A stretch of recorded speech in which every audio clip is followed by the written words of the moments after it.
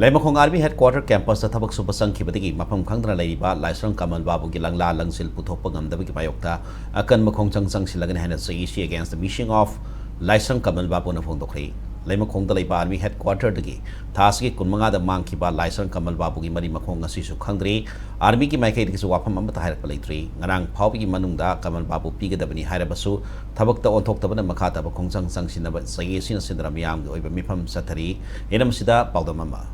Taski Kumangati Mangda Uliba 57 Mountain Division Army Headquarter की मांग के बाद लेसरंग कमलबाबू ngachi phawba army की माइके दगी खुसिनार पलाइत्री भाग मफम कराइ दे लाइकी बनो नत्रग भाग सिखरबरा नत्रग माग चांगलिब्रा हाइबि वाफम सु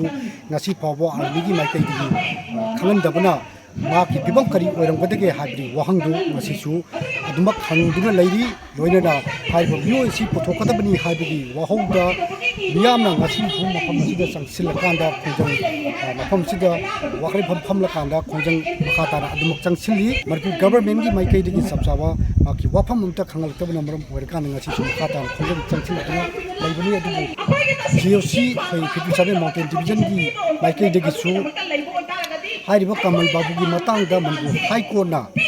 सबसाबा स्टेटस रिपोर्ट म पीनबा खांगन खबर मतुंगदा जीओसी की माइकई दगी डिसेंबर 3 फावबी मनुंगदा स्टेटस रिपोर्ट अदु पीबीनबा मतम पीबियु हाइना हाइजबा लेखबनि अदु हारिबा मतम असि फावबी मनुंगदा आर्मी की माइकई दगी लसम कमलबाबू हिंगना नत्रगा सीना मार्क्सी मियाम छिनबु नंगदौरिब्रा हाइबु फम अदु मियामना नामिनबु तारी हजिके विनदी कैमरा पर्सन एल कबिगलोनरा पावदम जरिबा आर्स मंगनसा इंपैक्ट न्यूज लेमखोंग